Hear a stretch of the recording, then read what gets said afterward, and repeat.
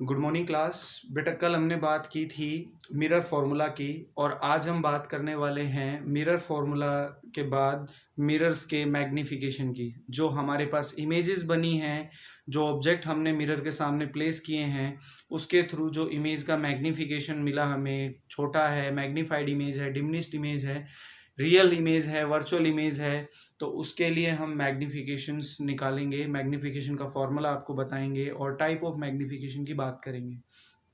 तो इसमें सबसे पहले हमें सिंपल मैग्नीफिकेशन की बात करते हैं। तो मैग्नीफिकेशन जो होता है वो रेशो होता है साइज ऑफ इमेज अपॉन में साइज ऑफ ऑब्जेक्ट का। और क्योंकि हम जब मिरर की बात कर रहे हैं, मिरर कौन से बेटा? Spherical mirror. स्फेरिकल मिरर मैंने बताया कितने टाइप के बताए थे? दो टाइप के। एक तो होता है कॉनकेव और एक होता है कॉन्वेक्स।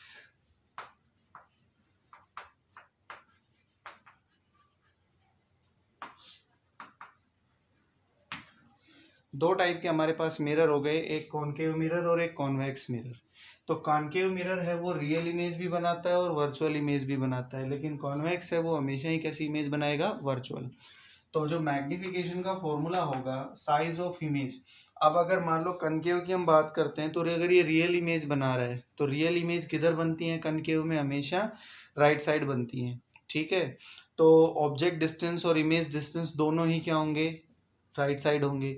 और जो साइज ऑफ इमेज और साइज ऑफ ऑब्जेक्ट, देखो कोई भी हमने जो कनकेव में बनाया रे डायग्राम, उसमें ऑब्जेक्ट अगर यहाँ रखा है, सपोज इमेज यहाँ बनी है, ये ए बी और ये A dash B dash, suppose that will be h1 and that will be h2.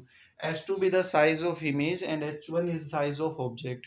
और हमने साइन कन्वेंशंस के बारे में पढ़ा है, उसमें हमने ये बताया था कि बेटा अगर कोई ऑब्जेक्ट या इमेज प्रिंसिपल एक्सिस के परपेंडिकुलर है, डायरेक्टेड अपवर्ड, तो वो पॉजिटिव लिया जाएगा, उसकी हाइट पॉजिटिव ली जाएगी।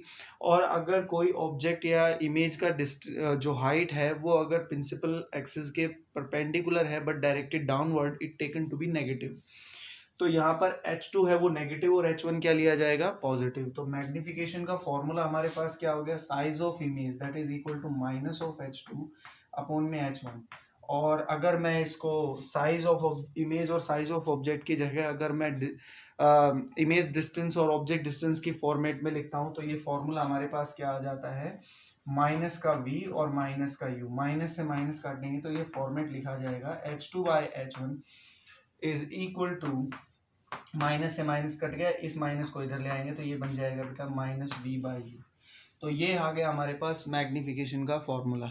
ठीक है, अगर कोई भी एक रियल इमेज के लिए मैंने माना और उसमें मेरे पास ये फॉर्मेट आ गया, अगर मैं वर्चुअल के लिए कंसिडर करता हूँ तो हमारे पास तो भी आंसर हमारे पास यही आने वाला है। ठीक है, अगर रियल इमेजेस की हम बात करते हैं तो रियल इमेजेस में सपोज कोई भी हम कंसिडरेशन कर लें, तो उसमें आप ध्यान दें कि भाई जब भी रियल इमेजेस बनेंगी, फॉर रियल इमेजेस हमेशा ध्यान रखें कि मैग्नीफिकेशन है वो हमेशा नेगेटिव होगा। रियल इमेजेस के लिए मैग्नीफिकेशन क्या होगा? नेगेटिव। ये बात आपको 10th क्लासेस में भी बताई गई होगी। ठीक है, और अगर हम कन्वेक्स मिरर की बात करते हैं तो कन्वेक्स मिरर में देखो, कन्वेक्स के अंदर हम जानते हैं भाई ऐसा होता है सिस्टम, और इमेज यहाँ बनती है, ऑब्जेक्ट आप यहाँ रखते हो, इसका मतलब इमेज डिस्टेंस है वो पॉजिटिव होगा और ऑब्जेक्ट डिस्टेंस है वो नेगेटिव होगा, लेकिन हाइट दोनों की क्या ली जाएगी? पॉजिटिव।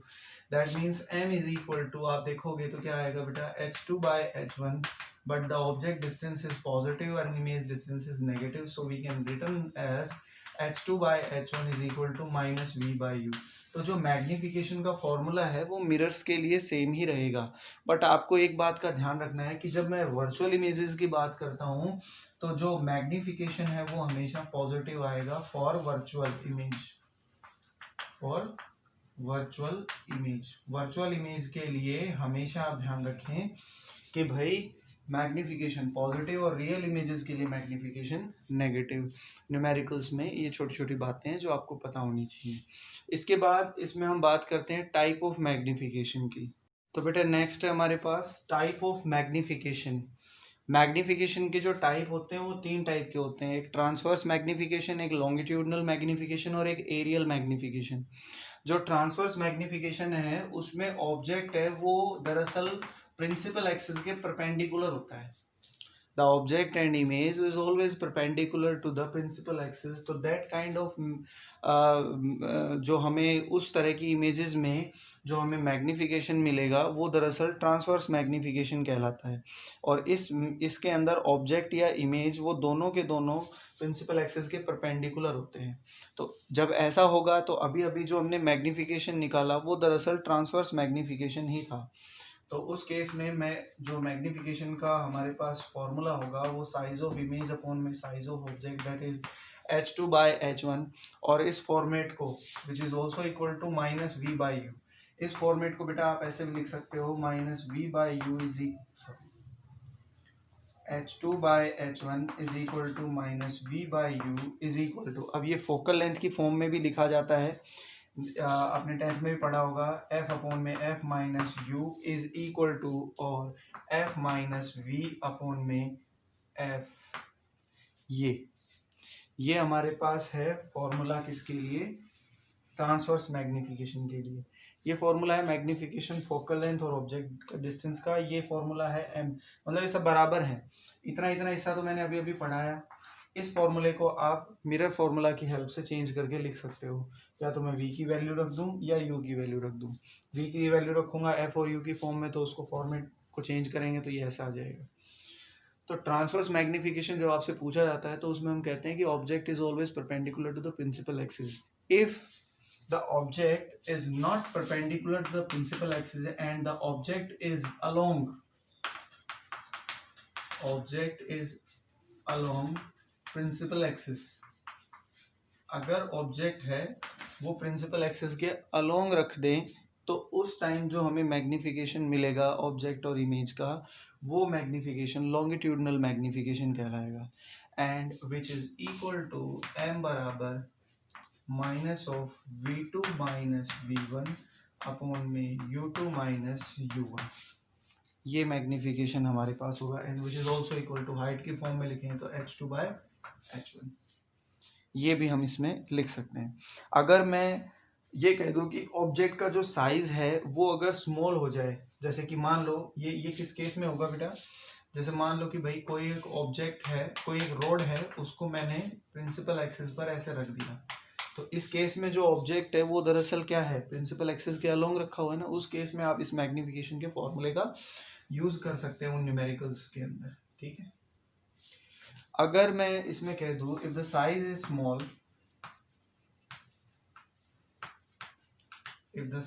स्मॉल, अगर हम साइज क्या ले लें ऑब्जेक्ट का, वो स्मॉल ले लें, object size is small, object size, if object size is small then in that case the magnification can be written as the small dv and small du, that is equal to minus of dv upon में du। और अगर length की form में लिखना चाहें, भाई suppose जो हम रख रहे हैं रोड जो हमने रखी है प्रिंसिपल एक्सिस के अलोंग, उसकी लेंथ हम दे दें that is LO is the size of length of object, and like this, इस तरह से ये मान लो कोई रोड हमने रखी और इसकी लेंथ है बेटा LO, और तो इमेज की जो लेंथ होगी ना वो कितनी होगी, तो उस फॉर्मूले को भी हम यहाँ लिख सकते हैं। उसके लिए भी हमारे पास यहाँ पर एक फॉर्मूला है, तो वो क्या होगा, length of image that is equal to LI is equal to f upon में u माइनस f, इस सारे का होल स्क्वायर और L0। ये हमारे पास फॉर्मूला होगा लेंथ ऑफ इमेज का इन केस ऑफ लॉन्गिट्यूडनल, और केस मैंने बताया किस तरह से पूछा जाएगा। लेकिन जब हम तीसरे मैग्नीफिकेशन पर आते हैं that is the areal magnification, areal magnification में 2 डायमेंशनल ऑब्जेक्ट की बात होती है। किसकी बात होती है, 2 डायमेंशनल ऑब्जेक्ट जो प्रिंसिपल एक्सिस के अलोंग रखा गया है उसकी हम बात करते हैं। तो उस केस में क्या होगा, सपोज मेरे पास ये एक ऑब्जेक्ट है जिसकी लेंथ ब्रेड्थ AB है, और जो इमेज बनी है उसकी लेंथ है MA MB। जो इमेज बनी है उसकी लेंथ कितनी है एम ए और ब्रेथ कितनी है एम बी। तो इन दैट केस जो हमारे पास मैग्निफिकेशन होगा उसका फॉर्मूला तो वही रहेगा, साइज ऑफ इमेज अपॉन में साइज ऑफ ऑब्जेक्ट। या अभी हम एरियल मैग्निफिकेशन की बात करते हैं तो एरिया ऑफ इमेज अपॉन में एरिया ऑफ ऑब्जेक्ट। तो एरिया इमेज का कितना होगा लेंथ इंटू ब्रेथ अपॉन में area of object, like this, इस तरह से हम लिख सकते हैं एरिया ऑफ इमेज अपॉन में area of object that is equal to m a cross m b upon में ए क्रॉस बी। अब यहाँ से m किसके बराबर आ गया, इसको कैपिटल M ले लो बेटा, एरियल मैग्निफिकेशन को कैपिटल M ले लो क्योंकि मैग्निफिकेशन को मैं स्मॉल m लिख रहा हूँ, ठीक है। तो मैंने स्मॉल m कैपिटल M ले लिया एरियल मैग्निफिकेशन को, तो ये किसके बराबर आ जाएगा that is equal to m square A I upon में A O. This is the areal magnification which is equal to m square, m is the कोई इंटीजर है जिसके जितने m इंटीग्रल मल्टीपल है जिसमें जो साइज ऑफ इमेज और size of object, size of image है उसकी लेंथ बढ़ती हुई दिख रही है। तो ये हमारे पास टाइप ऑफ मैग्निफिकेशन है जिसमें सबसे पहला ट्रांसवर्स, लॉन्गिट्यूडनल, एरियल। इसमें ऑब्जेक्ट परपेंडिकुलर, इसमें ऑब्जेक्ट प्रिंसिपल एक्सिस के अलोंग, और इसमें 2 डायमेंशनल ऑब्जेक्ट प्रिंसिपल एक्सिस के अलोंग रखा जाता है जिससे हमें मैग्निफिकेशंस मिलते हैं। तो ये जो बॉक्सेस में मैंने बनाए हैं लाइक दिस, पहला फार्मूला, दूसरा फार्मूला, ये तीसरा फार्मूला, ये ज़्यादातर एग्जाम्स में या न्यूमेरिकल्स में इनका यूज़ होगा, ठीक है। अब इसके बाद एक दो न्यूमेरिकल्स हैं जो एनसीईआरटी में पूछे गए हैं लॉन्गिट्यूडनल मैग्निफिकेशन पर, हम उसको डिस्कस करते हैं। देखो नेक्स्ट है बेटा हमारे पास यूजेस ऑफ मिरर। मिरर के हमारे पास यूजेस हमने 10th में भी पढ़े हैं, बहुत आसान से यूजेस हैं। आप एक तरफ के यूज़ याद रख लो, बाकी बचे हुए सारे यूज़ दूसरे में चले जाएंगे। तो हम सबसे पहले बात करते हैं कन्वेक्स मिरर की। कन्वेक्स मिरर के अगर आप 4-5 हैं उनको याद कर लो, बचे हुए सारे कनकेव में चले जाएंगे। कन्वेक्स में जो सबसे पहला टाइप है यूजेस का वो है बेटा street light, security lamp, parking mirror, ये सब कन्वेक्स मिरर के लिए बने हैं। और सबसे इम्पोर्टेंट है इसमें कि जो कन्वेक्स मिरर है वो रीरर व्यू मिरर की तरह यूज़ होता है। किसकी तरह यूज़ होता है? रीरर व्यू मिरर की तरह यूज़ होता है, क्योंकि जो कन्वेक्स मिरर है उसका फील्ड ऑफ व्यू लार्ज होता है, that's why the convex mirror is use as rear view mirror. लेकिन जहाँ बात कनकेव की होती है उसमें street light, projector, cinema projector, street light में भी इसी का use, search light, sorry street light नहीं, स्ट्रीट लाइट में कन्वेक्स यूज होता है, सर्च लाइट में, सिनेमा प्रोजेक्टर में, टेलीस्कोप में, ईएनटी हॉस्पिटल में, या शेविंग मिरर जो होते हैं वो सारे के सारे क्या होते हैं बेटा? कनकेव मिरर यूज करते हैं, ठीक है। इसके अलावा सोलर फ्यूरेंस और भी बहुत सारे हैं, सोलर फ्यूरेंस है उसमें भी हम किसका यूज़ करते हैं? कनकेव मिरर का यूज़ करते हैं। तो ये हमारे पास टाइप यूजेस ऑफ मिरर है। तो बेटा ये एक क्वेश्चन हमारे पास जो एनसीईआरटी के अंदर दिया हुआ है मिरर के ऊपर, और काफ़ी बार बोर्ड एग्जाम्स में यहाँ से क्वेश्चन आया हुआ है, जिसमें ये कहता है कि कोई एक थिन रोड है जिसकी लेंथ f/3 है, it is place along the principal axis of a concave mirror. एक कनकेव मिरर के अक्रॉस रखी हुई है, देखो कुछ इस तरह से, ये हमारे पास कनकेव मिरर, ये कनकेव मिरर का पोल, और इसके सामने कोई एक रोड रखी हुई है, ये हमने रोड कंसिडर कर ली, जिसकी लेंथ हमें दे रखी है कितनी बेटा? f/3। लेंथ कितनी दे रखी है इसकी? f/3, ठीक है। ये इसने हमें दिया हुआ है, इसको थोड़ा बड़ा लिख देते हैं। f/3 इस रोड की लेंथ है, and the focal length of the mirror is also f such that the image is formed is real and elongated just as the road। कहने का मतलब है कि इस रोड की जो इमेज बनी है ना वो रोड को टच कर रही है, इसका मतलब सेम साइज। भाई रोड को तो तभी टच करेगी ना, ऑब्जेक्ट इमेज कहाँ टच करते हैं? सेंटर ऑफ कर्वेचर पर। इसका मतलब ये ऑब्जेक्ट जो रखा है, ये जो रोड रखी है, ये रोड का मान लो ए एंड है और ये रोड का क्या है बेटा? बी एंड है, ठीक है। और ये जो बी एंड है ये किस पर रखा है बेटा? 2f पर रखा है, या हम कहें सी पर रखा है। कहाँ रखा है? सी का मतलब 2f हो गया। और जो इमेज बन रही है वो दरअसल यहीं पर बन रही है, क्योंकि इमेज है वो ऑब्जेक्ट को टच कर रही है। तो भाई ये मान लो इसकी इमेज है, ये इस रोड की इमेज है, और ये रोड कहाँ रखी थी? सेंटर ऑफ कर्वेचर पर। तो ये बी है तो यहाँ पर क्या आएगा? बी डैश, और ए की इमेज इधर बनेगी, that is equal to a dash. कुछ ऐसा दिखने में ये होगा कि भाई रोड है वो इसके मिरर के सामने इस तरह से रखा है कि भाई जो इस रोड की इमेज है वो दरअसल इसको टच कर रही है। टच कर रही है इसका मतलब रोड कहाँ रखा है बेटा? सेंटर ऑफ कर्वेचर पर, सी पर रखा है। और क्योंकि ए है तो ए की इमेज इधर बनेगी ए डैश और बी की इमेज बी डैश। क्लियर सभी को? हमें निकालना है मैग्निफिकेशन, और मैग्निफिकेशन का फॉर्मूला हमारे पास होता है क्या? m is equal to mirror के अंदर माइनस वी बाई यू। तो अपना मेन टारगेट ये है कि अपन को एक तो v चाहिए और एक u चाहिए।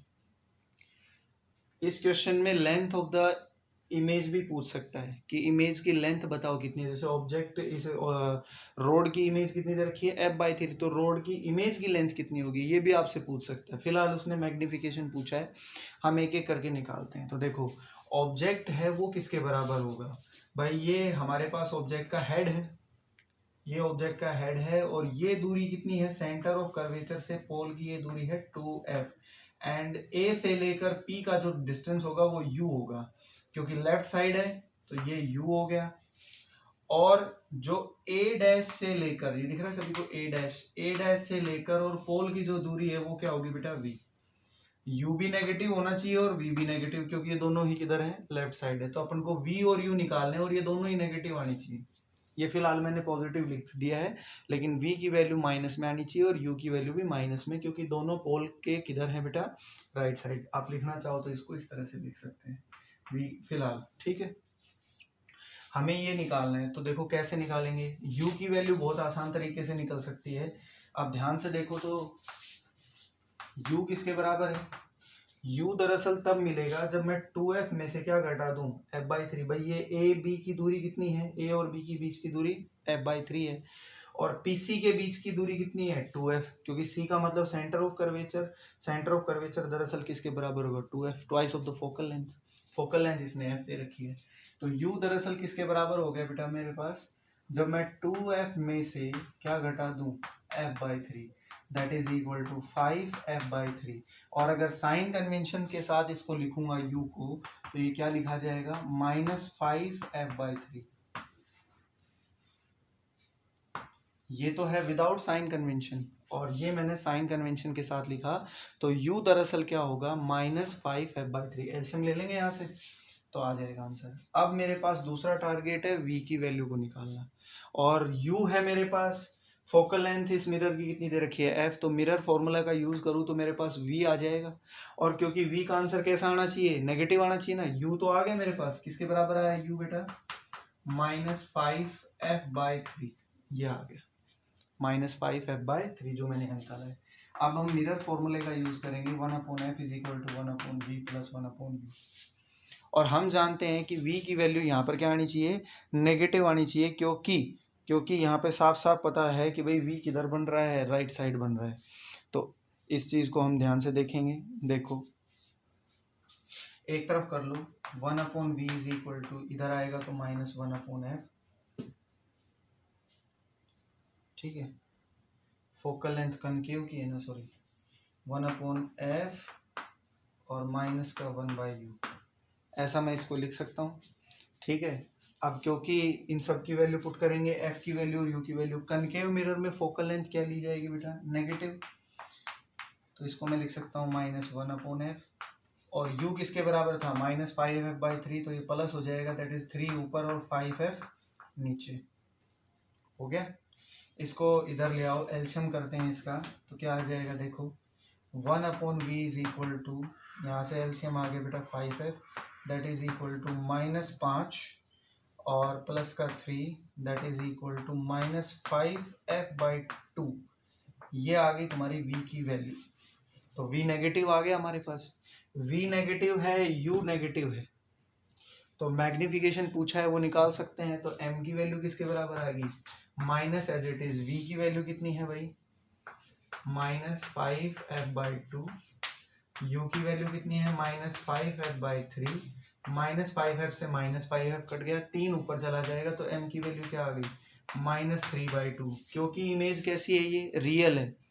इमेज कैसी है? रियल, क्योंकि ऑब्जेक्ट कहाँ रखा है? सेंटर ऑफ कर्वेचर पर, तो इमेज रियल है, तो मैग्निफिकेशन कैसा आएगा? नेगेटिव। मैंने अभी अभी बताया ना कि भाई जब इमेज रियल होती है तो मैग्निफिकेशन क्या आता है बेटा, नेगेटिव। और ये आंसर क्या आ गया, -1.5। अगर आप इसमें लेंथ ऑफ इमेज भी निकालना चाहते हो तो आपको कुछ नहीं करना, ये जो v आया है इसमें से 2f घटाना है, क्योंकि आप देख रहे हो कि अगर मुझे ये वाली लेंथ चाहिए ना, इतनी इतनी लेंथ चाहिए, तो मुझे क्या करना होगा, यहाँ से यहाँ तक की दूरी v है और यहाँ से यहाँ तक की दूरी 2f के बराबर है, तो मुझे v में से 2f घटाना है। और ध्यान रहे लेंथ कभी नेगेटिव नहीं होगी, जो लेंथ हम निकालेंगे इमेज की वो कभी नेगेटिव नहीं होगी। कभी सोचो कि v तो नेगेटिव है, ये v नेगेटिव कब लिखा गया है, ये साइन कन्वेंशन के साथ लिखा गया है। अगर मैं लेंथ की बात करूँ, डिस्टेंस की बात करूँ, तो ये नेगेटिव नहीं रखना है, ये विदाउट साइन कन्वेंशन लिखना है। जैसे एग्जाम्पल के तौर पर अगर मैं इसको लिखना चाहूँ तो कैसे लिखेंगे बेटा, देखो जरा ध्यान से, length of image that means Li is equal to v minus 2f। v की वैल्यू कितनी है, 5f/2 और माइनस का 2f, तो कितना आ जाएगा ये f/2 दूनी 4, 4 में से 5 घटा दो 1, तो ये कितना आ गया, लेंथ ऑफ इमेज हमारे पास आ गई f/2 और लेंथ ऑफ ऑब्जेक्ट कितनी दे रखी थी, f/3। तो ये एक क्वेश्चन है जो हमें यहाँ करना है।